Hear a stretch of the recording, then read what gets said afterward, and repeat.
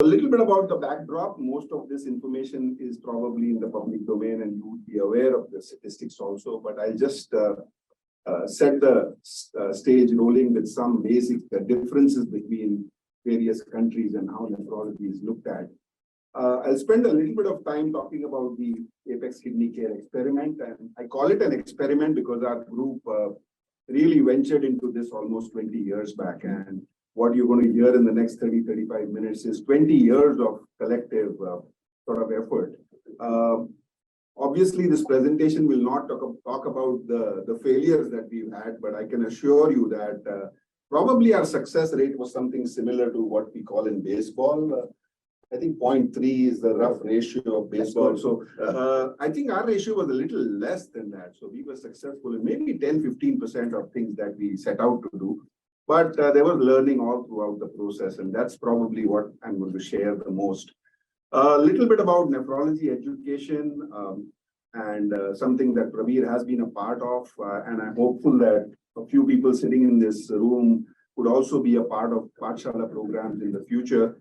I will talk a little bit about the swap story, and I have the person who's actually done all this work, Vishwanath Billa, who's my colleague from Mumbai. He's a part of our Apex story. He's done most of this work along with the IIT, the Indian Institute of Technology in Mumbai. Something that was forced upon us was Project Victory. This was our effort to set up a dashboard during the COVID pandemic. And I'll share a little bit of data about that. And then what lies ahead and how we can integrate and do some collaboration. So this is not new to everybody. We are the most populous country in the world. We are 140 crores plus. That's 1.4 billion. Overall, if you look at the expenditure on healthcare, this is where we are, very dismal. Government and overall expenditure in healthcare is very, very small compared to a country like yours, which is right up there on the right-hand corner. Some things that are improving, and this is a curve taken over the last 10 years as to how the overall government healthcare expenditure is increasing in our country compared to the out-of-pocket expenditure, but still a significant amount of expense for healthcare to be provided to a patient comes out of pocket. So that's where we have to understand how the differences between various countries are. And this is one of the most important slides of my presentation. Overall, India's healthcare market, and I'm talking a little bit about the business side, end of it, and you will understand why I'm talking about as a business, because Apex Kidney Care is actually a private limited company. It's not a not-for-profit organization. So it also has profit as one of its initiatives. But the way it started was something unique, which I will share with you in the next few minutes. This is a paper which is quoted quite a lot in our part of the world for sure, stating that India is probably the most poor in terms of availability and access to dialysis and transplant. Just because we are a huge population and access to dialysis care has been a huge challenge. I could proudly say that we probably moved up a little bit from the red curve right at the bottom, and we are close to Bangladesh and maybe somewhere close to China now in terms of overall access to RRT. But if you compare it to the Americas and the European countries, we are way, way down. So obviously, this is a huge challenge. And the next slide actually reflects, it's from the same paper, which is the reality back 10 years back. So 90% of our patients who have CKD never see a nephrologist. 10% of all patients with end-stage renal disease only receive some form of RRT. So the 100,000 becomes 10,000 right away. Even the people who start dialysis, almost 60% are lost to follow-up in 3 months. So we are talking about really poor access to dialysis in our country. And there is growth, and the last 10 years, we have seen this actually through Apex and through all the other companies that do dialysis and all the government initiatives that have led to increased accessibility to dialysis. But the reimbursement is something which is very important for you to understand. And this is a recent paper from Vivek Jha, who's the past International Society of Nephrology president. talking about the exact status of currently what is happening in nephrology and dialysis and transplant. So roughly 210,000 patients develop kidney failure new. So this is incident patients every year. And when they looked at the overall prevalent population of maintenance dialysis, it was close to 175,000. So you can still see that there is a lot of disparity. Most of these 210,000 who will start dialysis may not even be on dialysis at the end of 1 year. Overall distribution between hemo and PD, I think it's a little worse than what your country has. We are only 6% PD, 94% of hemodialysis, and that's predominantly because of the economics of dialysis. So hemodialysis is much cheaper in India compared to peritoneal. And even the government schemes and the reimbursement patterns are highly biased towards providing support for hemodialysis against PD. Overall, if you look at the funding as to how a patient pays for dialysis, still 50%, and that's half of the patients, are actually self-paying. And only the rest of the 50% have some form of funding, either through a state funding or some sort of charity coming through or employment-based insurance. So this is the stark reality. Looking at the overall cost, and this is a very important slide from my perspective, because when we started Apex Kidney Care back in 2007, our premise was that we were going to charge the patient for dialysis 40% less than any private hospital dialysis center. That's the premise on which we started. And we really didn't know whether it makes any business sense at that time. We thought we'll run a charitable project, if at all, for 2 or 3 years, and then wind up and go back to our practices. And we all were relatively busy in our own practices. We all work in a corporate hospital, or a couple of us actually work in 2 corporate hospitals. And over 15 years, we had a lot of patients care. So we are not blessed to have only research as our focus. We all are clinical nephrologists and do dialysis and CKD all the time. So this was all on the side. And interestingly to note, from this paper from Vivek Jha, when he looked at the overall costing of dialysis in the government sector in India, the overall cost was $64. So our average price of dialysis since 2007 has been below $20. So even the private sector dialysis can be 3 times less compared to a government dialysis project, is what came out from this data piece.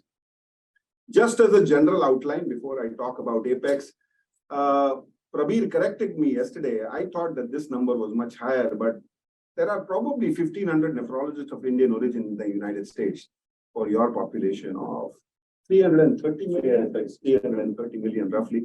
And we are a total of only 3,000 nephrologists for 140 crores or 1.4 billion.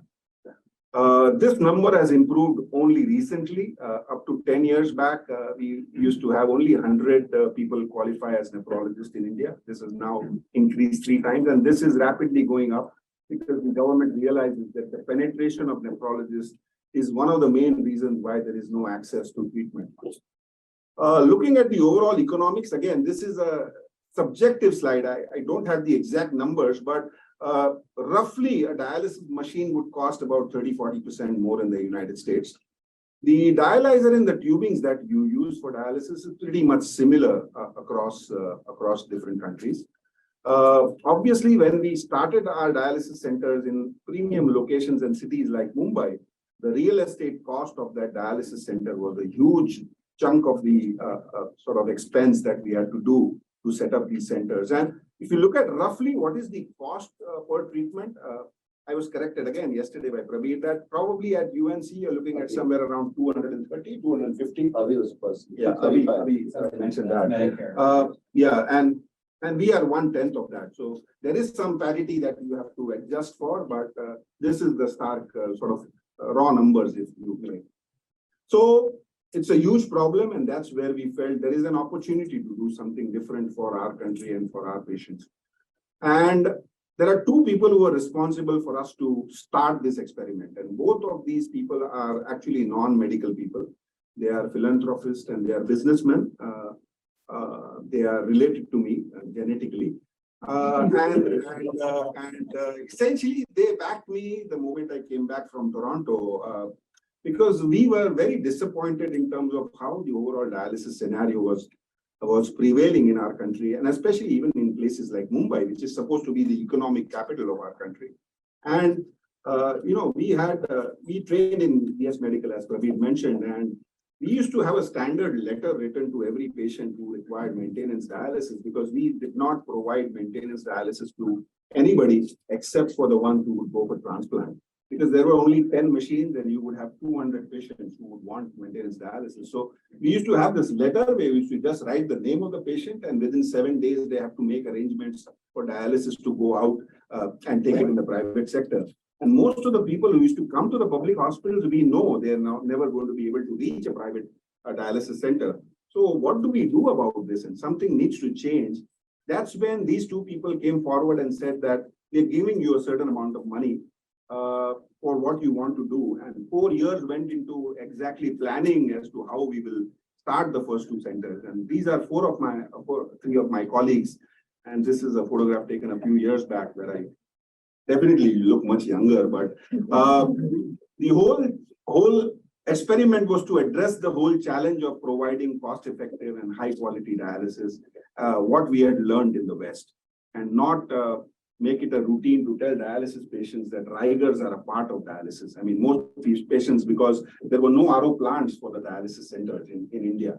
And they would be trained to say that Rigers and fever is a common thing that will occur during dialysis. And those were the disturbing things which made us think about doing something different. When we started, I need to be honest with you, saying that we were not sure whether this will ever look like a business. And we started with that whole concept of doing something socially right for our patients and our country. And there was a lot of debate about how we should start. Lo and behold, we did start once we got the funding, and all these slides are like typical corporate slides. So I don't want you to go through and read this, but there were some standard things that we wanted to ensure. Make sure that we don't compromise on ethics and quality, and we should never do something that will harm the patient. So those were the things that we started the dialysis venture. Now, I'm predominantly going to talk about Apex Kidney Care, but the Apex Kidney Foundation is actually an NGO. So that's a parallel organization which is also run by us. And that's where we put all the other things which are required for the nephrology community. So this is more for the nephrology community and the public. This is more for the kidney patients. So we'll go through this in a little bit of detail over the next few minutes. So 2008 is when we started our first dialysis in Mumbai. We had 2 centers, and over 15 years, we are now 180 centers plus. In our first year, we did close to 12,000 dialysis, and last year, by March 31st, we did 535,000. So that's 535,000 plus dialysis. We started off with 150 patients, maintenance dialysis, and currently we are servicing close to 7,000 patients across these centers.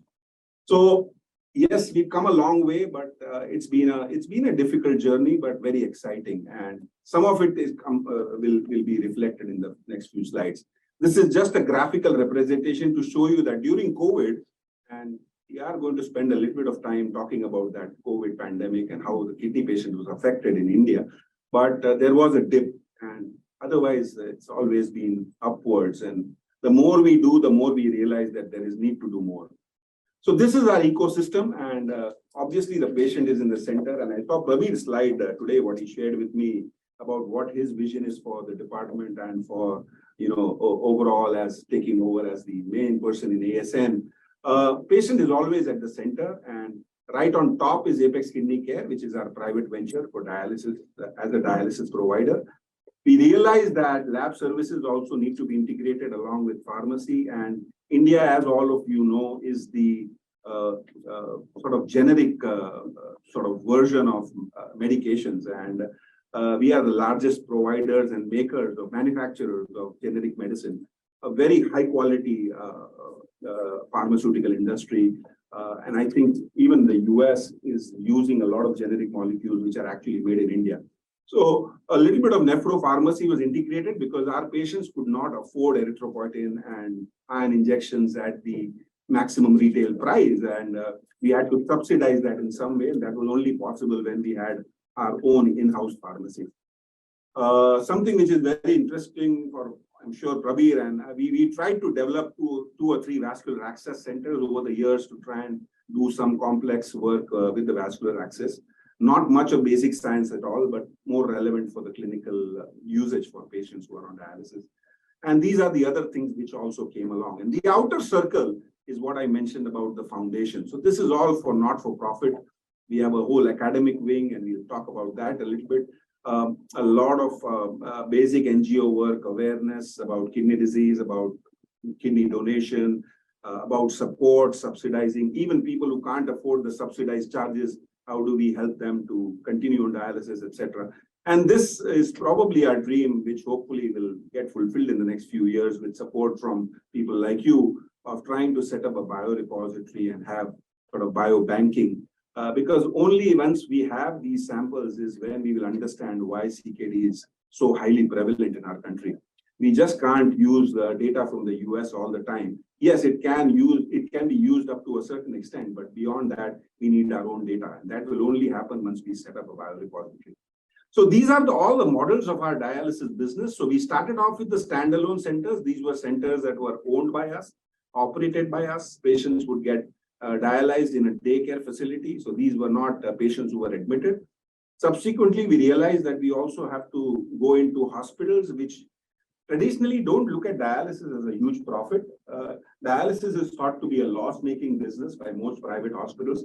That's where we pitched in and told them that, why don't you hand over the day-to-day running of the dialysis centers, and we'll pay you a percentage of the dialysis fee so that you don't make losses at least. But somehow we were able to bridge that gap and continue to do dialysis in the private sector also.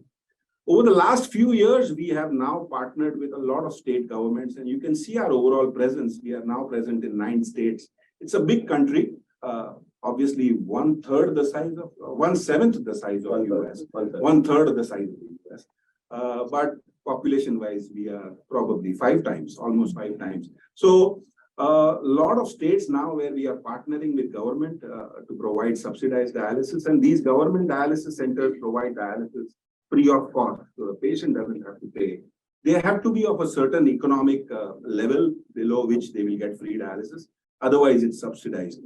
We also were the first to actually make this charitable trust dialysis center work for benefit of the patients. And I will spend a little bit of time on that, because this is important for you to know. And a little bit about our home dialysis experience, which really took off during the COVID pandemic, because patients had no choice.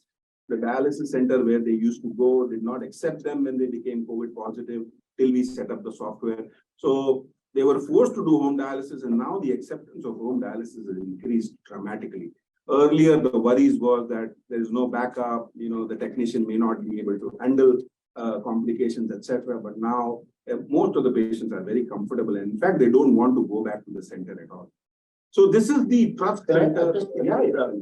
So all home dialysis is there is a technician there because the cost of labor is so low. So there's somebody who puts the needles in, takes them out, sets up the machine. So it's but that's which again, assisted dialysis is something big for us. So it's home assisted hemodialysis versus the traditional home dialysis, the conventional home dialysis, which is done in this part of the world. I am going to ask you, I would love to have 10 minutes at the end. So for sure. I'm going to rush through some of the slides, and I want your feedback in terms of how you feel about the possibility of collaborations with your center. So Lal Bagh Raja, I think she will identify with this because she's had some roots in Dadar, right? So this is Lal Bagh, which is about 2 kilometers from Dadar. This is the biggest Ganpati festival that's celebrated in India, and probably the biggest in the world also. And this was a huge trust. This is like a deity in India, and this trust collects a lot of money during the Ganpati festival, and they decided that a certain amount of that would be used for dialysis. So this is when the immersion of the Ganpati happens, and you can see like 1 million people here, all going towards Chowpatty where the immersion happens. We decided to start that standalone center with Lal Bagh Raja. So they funded the center. They put all the machines. They had this place which was 3 floors of putting 8 machines each, and it was a standalone center. So there was no admission facility. Till date, we've done more than 400,000 dialysis in this center alone. Currently, we are doing dialysis for about 180 maintenance dialysis patients. We have 24 machines in that center, which run 4 shifts every day. And annually, we do about 30,000 dialysis in the center. And currently, the payment by the patient is $1.25. I think we may just be able to get a bottle of water in that amount, but they get dialysis at 100 rupees. And there are some patients who can't even afford this 100 rupees, which the trust doesn't pay them. It doesn't mean that we are doing dialysis at 100 rupees. You have to understand that it is cross-subsidized. So we have a certain dialysis fee, which the trust pays from the money that they collect from the festival, and they pay us our fee. It's practically a not-for-profit center, but this gave us a lot of leeway in terms of first time demonstrating that even when a person does charity and you do free dialysis, it doesn't mean that you have to provide poor quality. You can still provide high quality dialysis, even if it is done free of cost, if there are people who are willing to fund it and cross-subsidize it. So this was our experiment, which we started. This was after about 4 years of starting Apex Kidney Care, and that gave us a lot of leeway in terms of establishing a lot of things in the future. Because we got credibility from this, we've never spent a rupee on marketing for our company. So this was our indirect marketing of sorts to try and establish as an established dialysis player in India. We also, out of need, started the School of Dialysis Technology because for people here in the developed world, you know that your technician is well trained and he'll handle the patient properly. They go through a proper course before they become dialysis technicians. Back in 2007, there was no course in India. And when we decided to sort of make all these centers, from where are the technicians going to come? And nobody is going to be getting training because there are no training programs across the country.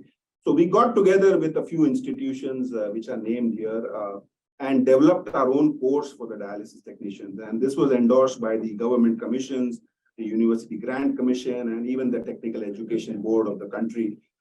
And all our technicians, probably 50 to 60% of our technicians, we retained ourselves because we needed them for running our dialysis centers. But most of the other private hospitals also benefited because they now started getting good qualified technicians.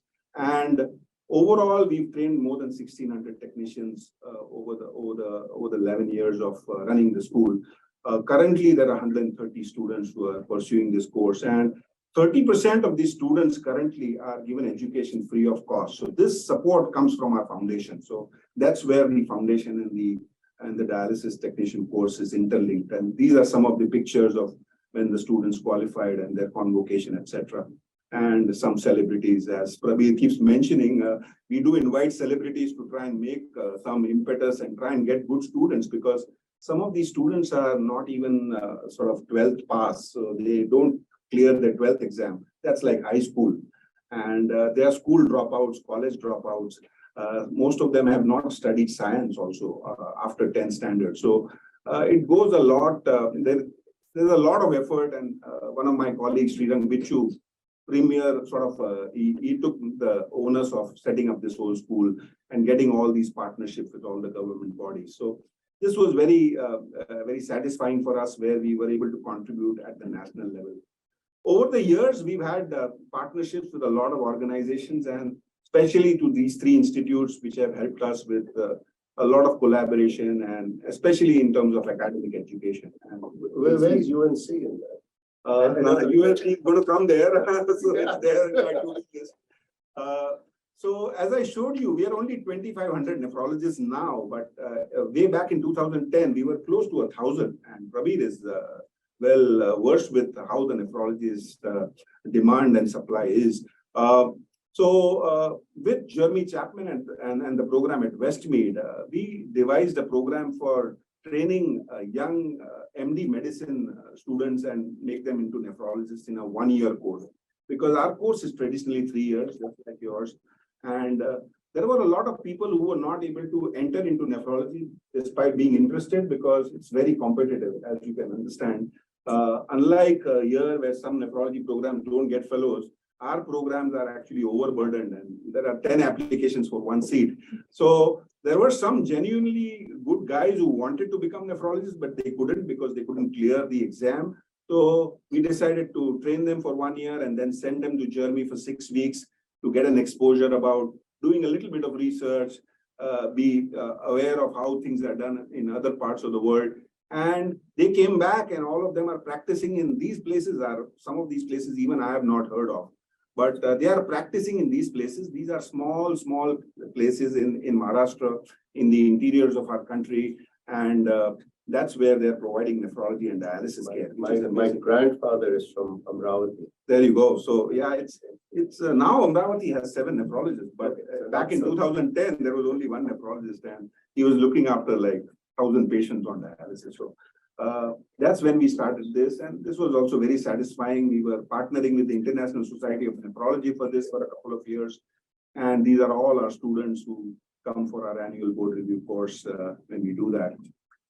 This is something that we are very proud of, and Prabir has been a part of this. And I would encourage and I would hope that more people from here become a part of this program. So just like you have the American Society of Nephrology board review course every year, and there is a Harvard course also. So back in 2009 and 2008 and 2009, I and Vishwanath and even Srirang, we went to the American Society of Nephrology board review course, spending a lot of money at that time. And we realized that, our students, they cannot get this education because they can't travel to the US. They can't afford these kind of fees. So we decided in partnership with talking to a few people like Bill Cowser and Jeremy Chapman and all, and said that we should do this course in India.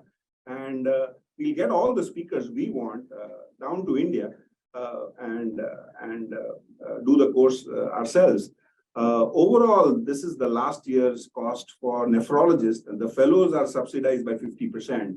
So the fellows roughly pay about $350 to have this 4-day course, which is very, very intense, like the ASN board review course. We almost copied the ASN board review course, and I was talking to Dr. Falk in the morning saying that it was a wonderful course, but unfortunately, most people from India could not afford that at the time when they were in training, or even young nephrologists in practice. And we have delegates from all around the country who come to this course regularly, and it's usually attended by anywhere between 250 to 300 delegates. So this has become a very strong course in our region, and till date, we've done 11 such courses over the 14 years. 3 years of COVID, we didn't do that, and we didn't want to do a virtual course because the whole board review course only is helpful if you have people attending physically. It's 14 hours a day for 4 days, so yeah, it's not easy, but it's got a lot of attention, and most of the international bodies have endorsed our program year after year. We were in partnership with MGH for 3 years, with Cedars for 2 years. Of course, Johns Hopkins is now a partner with us to help us with the course and get good faculty, because we don't know everybody all across the world. So our friends from all these different institutes help us to get good faculty who can really make the program worthwhile. So this has been a very reassuring thing. And these are some of the people who've been a part of this course. And you see Prabir here, right here in the center. I think he came to our course in 2013. So these are some of the glimpses. Now, a little bit about backward integration, because you would be wondering how you are able to do dialysis at $20, and you keep on saying that it's good, it's high quality. Some of the things that we were forced to do is make a company of our own, which would make our own RO plants, because traditionally, and these are current costs, Fresenius RO plant costs about $50,000 US. The water distribution lines and all that are also quite expensive. For every meter of the distribution lines, you have to spend about $50. The dialysis chairs that are there in your centers are all also very expensive. So cost is very much a center point for us whenever we look at establishing a dialysis center. And you can see that only with backward integration of some type, and one of our nephrology colleagues from the 5 of us actually has a more of an engineering mind, and he devised all these things for us, and all the PEX piping and the ozonators and the connectors. These are our own designed RO plants. So these are not that fancy looking. I mean, if you look at the Fresenius plant, it looks much more attractive, but this does the same thing, and probably the water quality is as good, if not better. So this was all what we were forced to do to try and keep the cost of dialysis. In fact, we went ahead and made our own chairs. So this chair was designed by Rajesh Kumar, who's a nephrologist. And he picked and chose how the chair has to be manipulated into Trendelenburg, etc. And this cost us only about $300 compared to a $1,500 chair of Fresenius. The machines are the same. We still use Fresenius and Nipro as our prime machines. If it's getting too toxic, I can just stop. And, No. We don't hear about home dialysis. Okay. So this is home assisted. 10 minutes so that we have 10 minutes. Yes, so 12:45 I will stop. Yeah, 12:45. So home assisted dialysis, and we make our own portable RO. This is a portable RO made by our engineers and technicians in-house to try and save on cost. And this acceptance has really gone up big time after COVID. We got a lot of press coverage with this because a lot of patients benefited from this endeavor of starting home dialysis. And till date, there is no structured program of home dialysis. There are a few companies which are doing here and there, but we are pretty much the main hemodialysis provider, home assisted hemodialysis provider in India. This is something which I'm sure it's not new to you, but Vishwanath Billa, who's also there on the call, developed our own in-house nephrology software because we couldn't afford the costly software that are available in the West.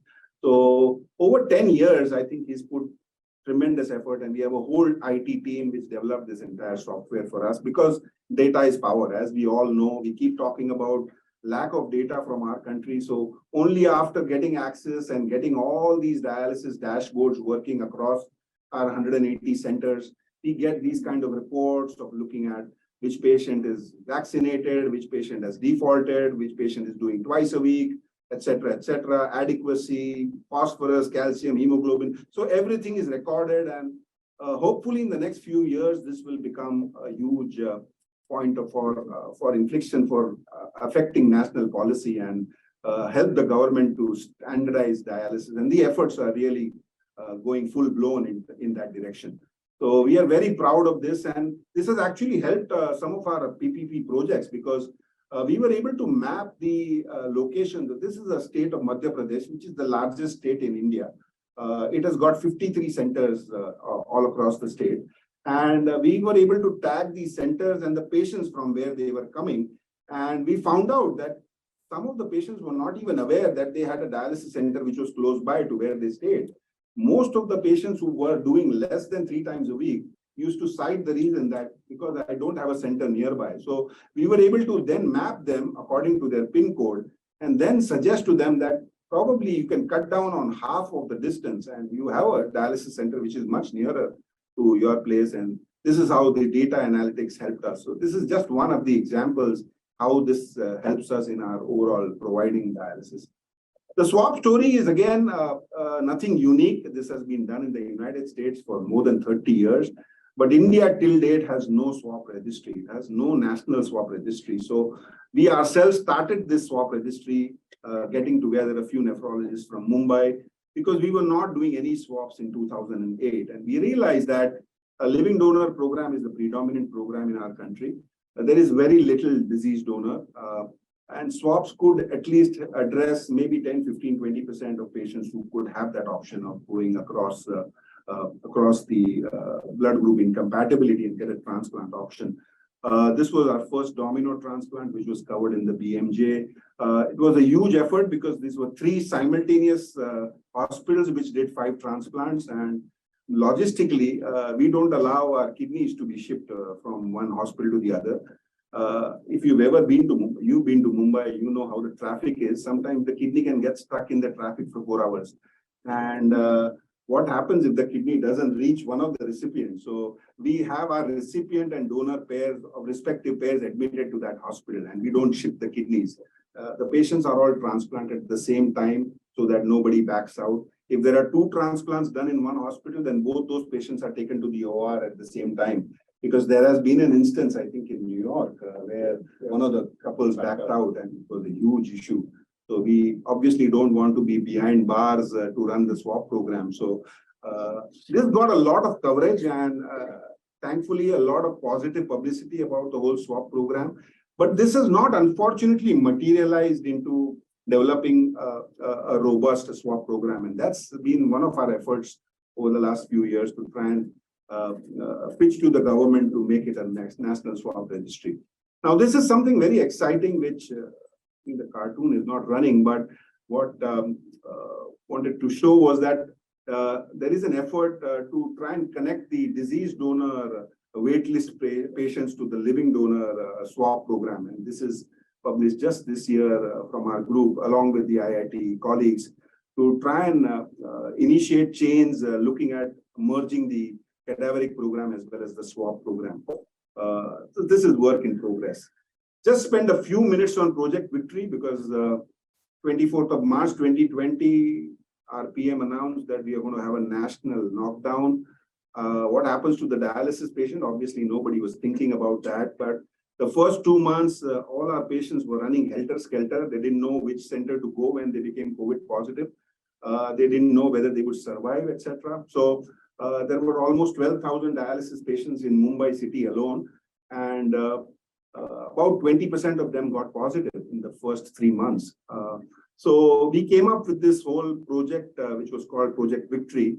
It was called Project Victory because it's really saved lives. And I will show you a little bit about that. So our foundation, along with IIT Mumbai and the Mumbai Nephrology Group, which is a conglomerate of about 150 nephrologists, for the first time in its history, came together and shared all the data of every single patient who was on dialysis, which was passed through a software. Every center had to register each and every patient who was there on dialysis and when they became COVID positive, etc.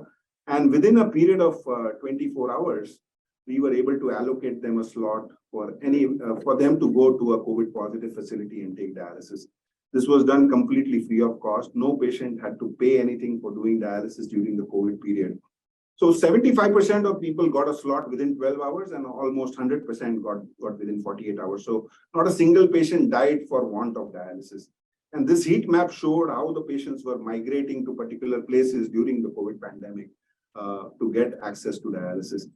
And these are all, again, the curves showing the same thing. So overall, 75 machines were placed in public hospitals, as well as there were some private centers which were set up for dialysis. And these were 35 in number. We also had 2 machines put in a COVID suspect. We had 2 centers which were COVID suspect because initially the COVID report used to take 3 days to come back, the PCRs especially. So what do you do when you are suspecting COVID, but the patient is still not positive? In that setting, they would go to a COVID suspect and then they would go to a positive or a negative center, depending on their report. This was helpful in the first few months till the PCR started becoming very fast and we were getting reports within minutes. So this was the concerted effort, and this was the actual result, which was published in the Indian Journal of Nephrology 2 years back. Looking at the overall mortality, you can see that the mortality was very high initially, but then it stabilized and we didn't lose any patient for want of dialysis during the entire pandemic. These were some of the sort of articles and the press coverage that we had. So the lessons learned from Project Victory was there is tremendous power, and we all know this. This is not a rocket science, but the power of collaboration, cooperation, and coexistence, and how it can really save lives, among other things, is what we achieved through Project Victory. Some of the other things of foundation, I think we can just skip this, but just one fact that through the foundation, we've been able to do charity of about $30 million over 15 years. So yes, we have a lot of people who can support good causes, and with our credibility now, we are able to get people to do a genuine charity if required. And one of the was the prime example of providing dialysis free of cost to all COVID positive patients. This is pretty standard, a lot of education meetings, a lot of things required to create awareness about CKD and kidney transplant, which is big time lacking. And each program has a certain formula of trying to get more people to sign organ donor cards, create awareness about transplants at marathons and at various events all across the country. I had the pleasure and privilege to meet PM Modi ji 2 years back, and the prime reason was, again, it was connected through one of my patients who got me to meet him. And it's been a continuous effort to try and get this whole swap registry at the national level. And we are hopeful that this will happen very soon, where we want more and more people to be doing swaps. Some unusual things, we've done a dialysis of a dog Sure, Prabir is looking at the vascular access. This is actually a perm cath. It was put by, I think you have brilliant surgeons. I met one of them. He's not here, right? Chirag. Oh, yeah. Chirag is not here, but even the person in the lab who put the Uni. access. Uni is. Yeah. Really excited to see this, but this dog was on dialysis for 9 months, and he was our first home dialysis patient. We did a dog home dialysis before starting it on humans. He was a brilliant dog. He lived for 9 months, and after that, they decided to slow down and stop. So that's some little bit of research, nothing compared to what you all do here in this part of the world, but we try and do a little bit sort of clinically relevant research in all our centers, and this is something that is really upcoming, and the whole national health program to try and standardize dialysis delivery, looking at various aspects, and E&Y produced this document just a couple of months back as to how dialysis should be done across the country, and that's the some minimum standards. And of late, we've been a little bit in the press here and there, being nominated some awards, etc. But this is my final slide, and I think I will stop here. Just saying that the whole market in India was to focus on dialysis, but we feel that we have focused more than dialysis, looking at our ecosystem that we have been able to establish. And there's still a long way to go. There are still many bubbles that need to be added to make it even more comprehensive. Everybody looks at dialysis as a business, and we did not actually see it as a business for the first few years. But yes, it does make business sense. And if somebody wants to do dialysis, even in a country like India where Davita failed, Davita had to withdraw all its centers from India in a few years. But we know how it can be done, and it can add value to the patient, and it can be a business proposition also. We don't believe in poaching manpower from other places. Rather, we educate our own people and try and make them, be our champions in running dialysis programs. Something that we are always asked by people who want to invest in our company is that you are a dialysis company and you are trying to run all these transplant registries. How does that work? So we tell them very clearly that we don't want people to just remain on dialysis. We will try and do transplants as much as possible. And that's the whole kick about doing the swap registry. And basically have fun. And this is, again, I was discussing with Prabir today morning that, we think we are good as nephrologists. We are well trained, and we also get paid for the dialysis. As I said, this is a private limited company, and we really love what we do. And probably we've hit the career sweet spot, but there are still many things that we have to still do. And this is where UNC is here. I added this today morning, that there are a lot of possibilities and collaborations that we can come up with.